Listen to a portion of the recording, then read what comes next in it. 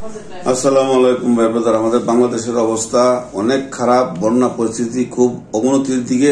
আর এটা ভারত সরকার ইচ্ছা করেই করছে। তারা আগে থেকেই আমাদেরকে মানে ভালো থাকতে তারা পছন্দ করে না, তাই তাদের সুবিধা মতো তাদের যে পণ্যগুলি আছে সেগুলি আমাদের ঘাড়ে চাপিয়ে দিত। আমাদের বাংলাদেশ দিয়ে তারা করিডোর নিচ্ছে।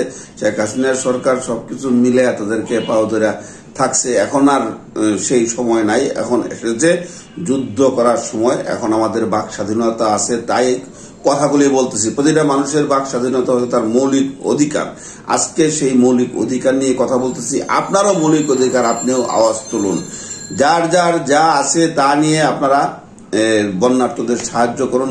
আমাদের যারা ফিল্মের আছে, শাকিব খান, অপু বিশ্বাস, পরিমণি, নিপুণ, দীপজল ভাই, জায়েদ খান, রুবেল ভাই, যারা যারা আছে সবাই, আরিফিন শুভ, চঞ্চল চৌধুরী, মুশারফ করিম, আরো অনেকেই, সবাই যারা যারা আছেন, যাদের নামগুলি আসলো মুখে তাদের নামগুলি বললাম। সনি রহমান, সবাই তারা ত্রাণ নিয়ে, একজন ফেনী, একজন কুমিল্লা, একজন ব্রাহ্মণবাড়িয়া, আখাউড়া, কসবা, যে সমস্ত জায়গায় মানে বলতে গেলে কথা আটকে যাচ্ছে, মানুষ পানিতে ভেসে যাচ্ছে। এই মোদী সরকার অমানবিক যে কাজটা করেছে, এটার সময় এসেছে এখন জবাব দেওয়ার। আর আমরা যদি জবাব দেই, যেভাবে স্টুডেন্টরা রুখে দাঁড়াইছে, শেখ হাসিনা সরকারের যে পতন হয়েছে, এই ভারতেরও উপযুক্ত জবাব দিতে হবে। কারণটা হচ্ছে তারা আমাদের সাথে পারবে না কোনোদিনও। আপনারা কি জানেন, 2001 সালে বড়াইবাড়িতে যুদ্ধ হয়েছিল, আর সেই যুদ্ধটা হয়েছিল 3 বার। সেই বড়াইবাড়িতে যে যুদ্ধ হয়েছিল, সেখানে 2 দিন যুদ্ধ হওয়ার পরে বিডিআরদের সাথে বিএসএফদের মানে 2 দিন যুদ্ধ হওয়ার পরে 186 জন, 178 জন নিহত হয়েছিল বিএসএফ সদস্য, আর আমাদের বাংলাদেশি বিডিআর নিহত হয়েছিল মাত্র 3 জন। চিন্তা করতে পারেন, এই বড়াইবাড়িতে যুদ্ধ হয়েছে একদিন, তারপরে সিলেটে আপনার বদুয়ায় যুদ্ধ হয়েছে একদিন, তারপরে আপনার সেটা হয়েছিল এই 19 এপ্রিল, 18 এপ্রিল আবার কুড়িগ্রামে রৌমারী সীমান্তে যুদ্ধ হয়েছে। এই 3টা যুদ্ধে মাত্র 3 জন আমাদের বাংলাদেশি অফিসার, বিডিআর অফিসার শহীদ হয়েছিলেন। তাহলে বুঝেন বাংলাদেশিরা কি শক্তিশালী। আর বঙ্গবন্ধু তো বাংলাদেশের পূর্ব বাংলার হওয়ার জন্য, ওই প্রাইম মিনিস্টার হওয়ার লোভে সে যুদ্ধের ডাক দিছে। সে কিন্তু অন্য কোনো কারণে না। এটা বঙ্গবন্ধুর আর পাকিস্তানি নেতাদের ব্যাপার, এটা আমাদের ব্যাপার না। এখন আপনারা কিন্তু জানছেন যে পাকিস্তান থেকে তারা আফসোস করতেছে যে এই 1971 যে বর্বরতা বাংলাদেশের সাথে হয়েছে, এর জন্য আমরা দুঃখিত, লজ্জিত। আমার চোখ দিয়ে পানি চলে আসতেছে কথাগুলি শুনে। আজকে যদি মনে করেন ভারত আমাদেরকে হুমকি দেয় যে তারা পারমাণবিক মানে অস্ত্র নিয়ে আমাদেরকে আক্রমণ করবে, ওদিকে পাকিস্তান কিন্তু বসে থাকবে না। শোনেন, আরেকটা কথা বলে দেই।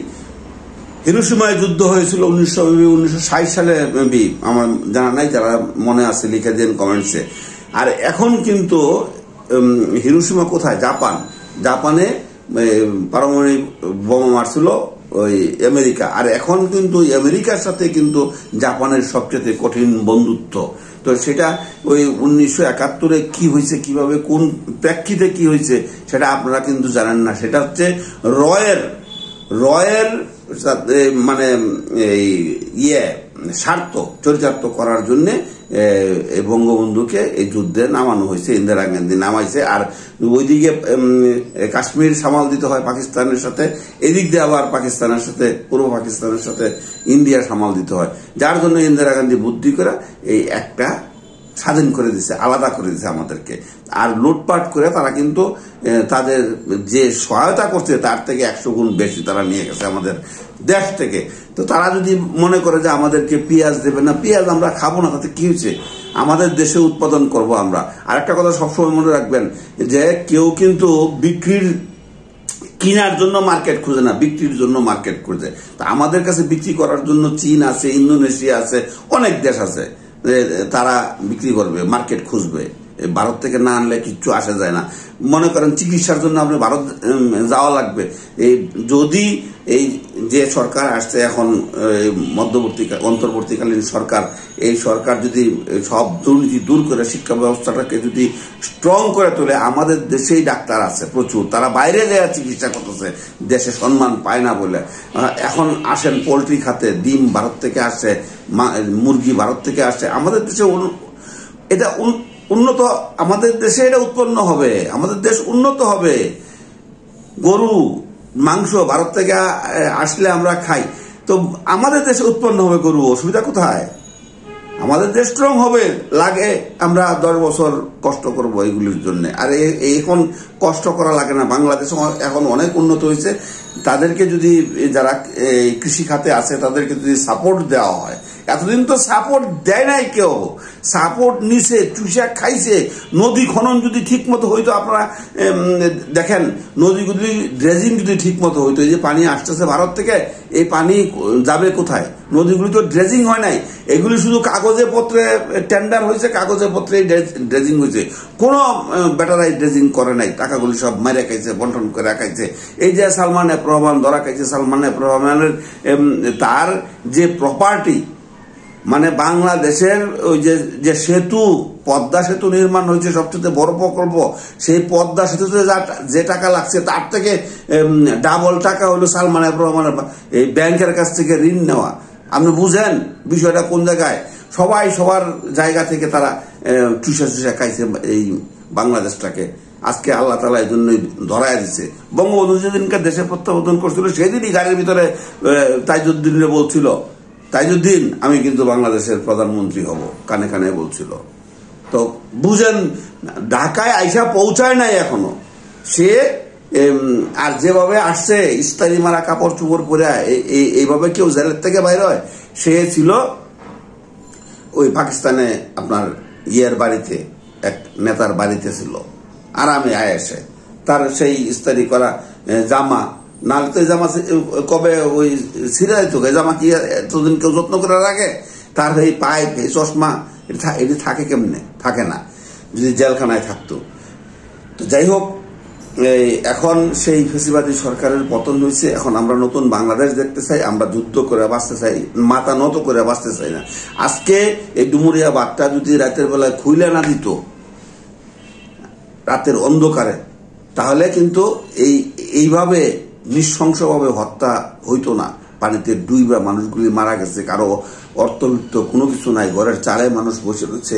হ্যাঁ, নৌকাতে যাইয়া খুঁজা খুঁজা আনতেছে, বাঁশ দেয়া টাইনা টাইনা আইনা নৌকায় উঠাইতেছে। এই যে একটা নির্মমতা, এটা আমরা মানে দেখে আর সহ্য করতে পারতেছি না।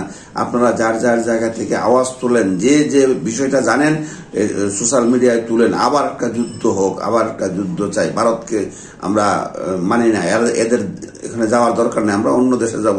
আর এই ভারত আমাদের টাকা দিয়া তারা রাজত্ব করতেছে, আমরা ওখানে যাই, যাইয়া হোটেলে থাকি, কেনাকাটা করি, ডাক্তার দেখাই, এগুলি মানে তারা নেগলেসি করে আমাদেরকে।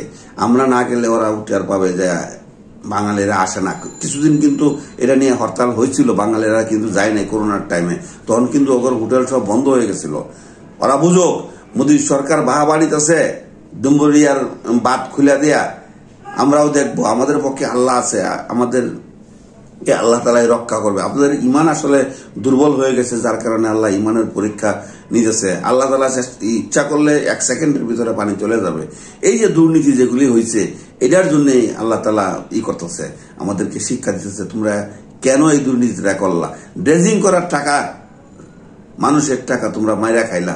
কাগজে পত্রে ড্রেজিং হয়ে গেছে হাজার হাজার কিলোমিটার, আবার কাগজে পত্রে নদী খনন হয়েছে হাজার হাজার বর্গ কিলোমিটার, কিন্তু কোনো জায়গায় হয় নাই। আবার কাগজে পত্রেই নদী বন্ধ হয়েছে।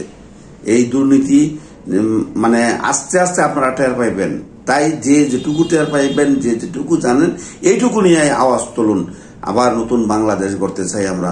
আর যার যার সামর্থ্য আছে আপনারা সবাই করবেন, ওই যে কি বলে, সাহায্য করবেন বন্যার্থদের।